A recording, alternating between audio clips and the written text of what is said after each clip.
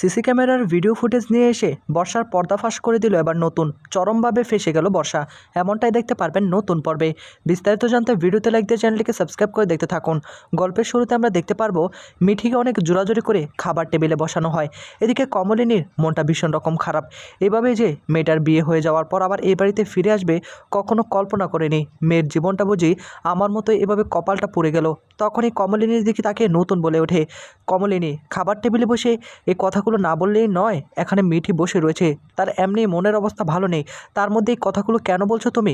কমলিনী তখন বলে, তুমি তো সেটা বুঝবে না, আমি তো মা, আমি বুঝতে পারছি আমার মেয়ের ওপর কি ধকল যাচ্ছে। স্বতন্ত্র তুমি একবার ভেবে দেখেছো মিঠির ওপর দিয়ে কত ধকল যাচ্ছে? একের পর এক নানা বিপদ আসতেই চলেছে। একবার প্লুটোকে হারালো সে, তার মধ্যে কৃষাণুর বাড়িতে যাওয়ার পথে একটা অ্যাক্সিডেন্ট হলো। কৃষাণুকে মনের মতো করে পেয়েছিল, আর শেষমেশ কৃষাণুও তাকে একদম শেষ করে দিল। তখনই ঠাম্মি বলে ওঠে, শোনো বৌমা, আমি একটা কথা বলে দিচ্ছি, কপালে লিখন ছিল বলেই কিন্তু এটা হয়েছে। আর এটা নিয়ে তোমরা শুধু চিন্তা করো না। আমিও কিন্তু কৃষাণুকে বড্ড পছন্দ করতাম। ছেলেটা যে এমন হবে কখনো কল্পনা করিনি। মিঠিকে যে এভাবে দূরে ঠেলে দেবে এটাও ভাবিনি। তখনই নতুন ঠাম্মির দিকে তাকিয়ে বলে, দেখো মাসি, কার জীবনে কি হয়, কার জীবনে কখন বিপর্যয় নেমে আসে আমরা কিন্তু কেউ জানি না। ওপর থেকে আমরা সকলেই ভালো। এখন ভিতর যে কৃষাণু এমন একটা ছেলে আমি কখনো কল্পনা করিনি। ভেবেছিলাম মিঠি হয়তো বা কৃষাণুর সঙ্গে ভালো থাকবে, সুখে শান্তিতে একটা সংসার করতে পারবে, সকল কিছু ভুলে গিয়ে মিঠি আবার নতুন করে শুরু করবে। তখনই কমলিনী বলে, শুরুটার হলো কোথায়? শুরুটা হওয়ার আগে শেষ করে দিল। কিন্তু এই কাজটা কে করলো সেটা আমাদেরকে আগে খুঁজে বের করতেই হবে। নতুন তখন চিন্তার মধ্যে পড়ে যায়, কিন্তু সেটা আমরা কি করে খুঁজে বের করব? বাড়ির মধ্যেই তো সেজন আছে, এখন আমরা সন্দেহ করলে তো আর হবে না, যথেষ্ট প্রমাণ লাগবে। সে প্রমাণ যদি না পাই কোনোভাবেই আমরা কাউকে সন্দেহ করতে পারবো না। এদিকে তখনই কমলিনী, বাবিল সকলেই প্রশ্ন তোলে, আর তখনই সকলে বলে, বিয়ে বাড়িতে তো ক্যামেরাম্যান ছিল, তাই ক্যামেরা ফুটেজ চেক করলে কি কোনো কিছু পাওয়া যাবে? এদিকে তখনই মিঠি বলে ওঠে, আচ্ছা তোমরা আমাকে নিয়ে এত চিন্তা কেন করছো আমি সেটাই বুঝতে পারছি না। আমার জীবনটা কি নষ্ট হয়ে গিয়েছে নাকি? আমার একটা আত্মসম্মান বোধ রয়েছে, আমি কি ওই বাড়িতে পড়ে থাকবো শুধু অপমানিত হওয়ার জন্য? কোনোভাবেই না। আমি নতুন করে জীবনটাকে সাজিয়ে নেব, তোমরা চিন্তা করো না, আমি কামব্যাক করে ফেলবো। কিন্তু আমার জীবনটা যে নষ্ট করেছে তাকে আমি ছাড়বো না, কোনোভাবেই ছাড়বো না। কৃষাণুকে আমি বিশ্বাস করেছিলাম, কিন্তু কৃষাণু আমার এই প্রতিদান দিল।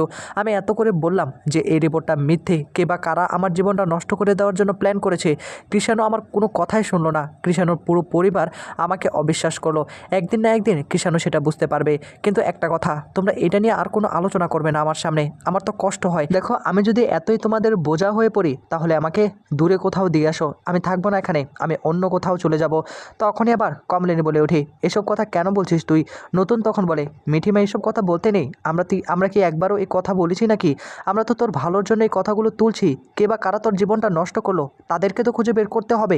তখনই মিঠি বলে, হ্যাঁ সেটা অবশ্যই খুঁজে বের করব, কিন্তু আস্তে আস্তে, কিন্তু তোমরা কোনোভাবেই কৃষাণুকে বুঝাবে না। আর তখনই কমলিনী বলে ওঠে, আমি যথেষ্ট চেষ্টা করব সম্পর্কটাকে আবার টিকিয়ে রাখার জন্য। দেখ মিঠি, তোর জীবনটা যে এভাবে শেষ হয়ে যাবে আমি তো এটা চাই না। আমি চাই যে তোরা আবার নতুন করে সব কিছু শুরু কর। এই কথাগুলো শোনার পর মিঠি ভীষণ রকম রাখতে শুরু করে, আর তখনই বলে, আরেকটা কথা বললে আমি খাবার টেবিল থেকে উঠে পড়বো। বড় ঠাম্মি তখন বলে, আমার কেন জানি মনে হচ্ছে বারবার বর্ষা হয়তো বা এমন একটা কাজ করতে পারে, কেননা এর আগে মিঠি বর্ষার কুকীর্তির কথা ফাঁস করে দিয়েছিল, হয়তোবা বর্ষা প্রতিশোধ নিতে পারে। তখনই মিঠি বলে, আমি জানি না ঠাম্মি এই কাজটা কে করেছে, তবে আমি ঠিকই জোগাড় করে ফেলবো, প্রমাণ আমি খুঁজে বের করে ফেলবো। তখনই আবার কমলিনী বলে, দেখ মিঠিমা, তুই যে নিজে এতটা স্ট্রং আছিস না, আমি এতেই না অনেক খুশি। অন্যান্য মেয়ের দিকে তাকালে আমি বুঝতে পারি তোর মধ্যে যে একটা আত্মসম্মানবোধ রয়েছে কতটা জাগ্রত। আমি চাই উপযুক্ত শাস্তি পাক। যদি বর্ষা এমন কোনো কাজ করে থাকে সেটা প্রমাণিত হোক, প্রমাণিত হয়ে গেলেই বর্ষাকে এ বাড়ি ছাড়তে হবে, কোনোভাবেই তাকে আর বরদাস্ত করা যাবে না। বর্ষা এই পরিবারটা একদম শেষ করে দিয়েছে, দিনের পর দিন নানা অশান্তি সৃষ্টি করেছে, অনেক অন্যায় করেছে, তাকে মেনে নিয়েছি, বারবার ভুল করার পরও এ বাড়িতে মেনে নিয়েছি। বুবলাই তাকে তো মেনে নেয়নি, আমরা তাকে মেনে নিয়েছি। শেষ পর্যন্ত আমার মেয়ের জীবনটা এইভাবে নষ্ট করে দেবে, এটা আমি কোনোভাবে হতে দিব না। আগে আমাকে প্রমাণটা খুঁজে বের করতে হবে। এদিকে মিঠি মাথায় হাত দিয়ে পেলে হঠাৎ করে তার মাথাটা প্রচণ্ড রকম ঘোরাতে শুরু করে। মা, আমার ভালো লাগছে না, আমি ঘরে যাচ্ছি। বাবিল তখন বলে, শোন মিঠি, জীবন কারোর জন্য থেমে থাকে না। অথবা তুই কৃষাণুকে বড্ড ভালোবেসে ফেলেছিস, কিন্তু তোর কপালে যে এটা আছে তোকে সেটা মেনে নিতে হবে। একটা কথা কখনো তুই ভেঙে পড়বি না, কখনো তুই ভাঙবি না, তুই সবসময় সামনে এগিয়ে যাওয়ার চেষ্টা করবি। অন্যদিকে দেখা যাবে যে নতুন হঠাৎ করে একটা ক্লু পায়, একটা ক্যামেরার ফুটেজ পায় যেখানে স্পষ্ট বর্ষাকে দেখা যাচ্ছে। বর্ষা সেই রিপোর্টটা ব্যাগের মধ্যে ঢুকিয়ে দিচ্ছিল। বর্ষার সঙ্গে কথা বলার জন্য ঘরে আসে। বর্ষা ভয় পেয়ে বলে, কী ব্যাপার নতুন কাকু, আপনি হঠাৎ করে? নতুন তখন বলে, আমি হঠাৎ করে কি আসতে পারি না নাকি? বুবলাই কোথায়? আমি বুবলাইয়ের সঙ্গে আগে কিছু কথা বলবো। এদিকে বর্ষা তখন বলে, রুদ্র তো একটু বসে রয়েছে, কিন্তু কি কথা? নতুন তখন বলে, সেটা আমি বুবলাইয়ের সঙ্গেই বলি। তুমি যে কাজটা করেছো সেটা বুবলাইয়ের সঙ্গে আলোচনা করি, তা না হয়তো তুমি আর কিছুই বুঝতে পারবে না। এ বলে তখন নতুন ঘরের ভেতর চলে আসে। আর নতুনের এই হাবভাব দেখে ভীষণ রকম ভয় পেতে থাকে বর্ষা মনে মনে বলতে শুরু করে, নতুন কাকু কি সবটা জেনে গেল নাকি? নতুন কাকু কি বলবে আমাকে বলতে পারো? নতুন তখন বলে, আমি তো বললাম তোমাকে আমি আগে বলবো না কিছুই, আমি আগে রুদ্রকে বলবো সব কিছু। কথা বলার বুবলাইয়ের কাছে চলে আসে নতুন। বুবলাই বসেছিল, তারও মনটা ভীষণ রকম খারাপ। নিজের বোনের এরকম একটা জীবন কখনো কল্পনা করেনি সে। নতুন তখন সেখানে এসে বলে, কী ব্যাপার বুবলাই, মন খারাপ করে বসে রয়েছিস কেন? বুবলাই তখন বলে, দেখো নতুন কাকু, বাড়িতে যা হচ্ছে, অশান্তির সৃষ্টি হচ্ছে, আমার মাথায় না চাপ সৃষ্টি হচ্ছে। একদিকে বর্ষাকে সকলে সন্দেহ করছে, অন্যদিকে আমার বোনটার জীবনটাই পুরো শেষ হয়ে গেল। এভাবে যে জীবনটা শেষ হয়ে যাবে কখনো কল্পনা করিনি। নতুন তখন বলে, দেখ তুই যে মেয়েটির পাশে এইভাবে থাকিস না, আমার দেখতে খুব ভালো লাগে জানিস তো। তোর এই বদল দেখে আমার ভীষণ ভীষণ ভালো লাগে। তবে একটা কথা কি, যার কপালে যেটা লিখন আছে সেটা তো হবেই। দেখ মিঠির বিষয়ে আমি একটু আলোচনা করতে এসেছি তোর সঙ্গে। আমাদের বাড়ি থেকে এই কাজটা করা হয়েছে। তোর মা তো আর তোর বোনের জীবনটা নষ্ট করে দেওয়ার জন্য ওই ব্যাগের ভিতর রিপোর্টটা দিবে না। এই বাড়ি থেকে অন্য কেউ এই রিপোর্টটা দিয়েছে, সে কাজটা করেছে। দেখ সমস্তটা যদি সকলে স্বীকার করে নেয় তাহলে ভালোই ভালোই সব কিছুই মিটে যাবে। এই কথাগুলো শোনার পর বর্ষা ভীষণ রকম রেগে গিয়ে বলে, কী ব্যাপার, তোমরা কি আমাকে সন্দেহ করে কথা বলছো নাকি? নতুন কাকু আপনি কি আমাকে সন্দেহ করছেন? বুবলাই তখন বলে, বর্ষা আমি নতুন কাকুর সঙ্গে কথা বলছি, তুমি মাঝখান থেকে কেন কথা বলতে আসো? হ্যাঁ, তোমার কি নাম নেওয়া হয়েছে নাকি? আর তুমি কেন এতটা উত্তেজিত হচ্ছ? তুমি যদি এই কাজটা করেও থাকো, আমি কিন্তু তোমাকে কখনো ক্ষমা করুনি। দেখো সকলেই তোমাকে সন্দেহ করছে, আমিও কিন্তু তোমাকেই সন্দেহ করছি। আমি যে তোমাকে খুব ছাড় দিয়ে রেখেছি এমনটা কিন্তু না। এর আগে তুমি কি করেছো? এই পুরো পরিবারটাকে শেষ করে দেওয়ার জন্য অনেক প্ল্যান সাজিয়েছো। তোমাকে বারবার ছেড়ে দেওয়া হয়েছে, বারবার ক্ষমা করে দেওয়া হয়েছে।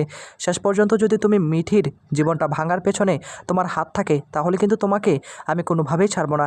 বর্ষা তখন বলে, দেখো রুদ্র, অনেক হয়েছে, আমি আর কোনোভাবে সহ্য করতে পারছি না। যে জায়গায় তুমি আমার সাপোর্ট নেবে না, তুমি আরও উল্টো কথা বলছো কেন?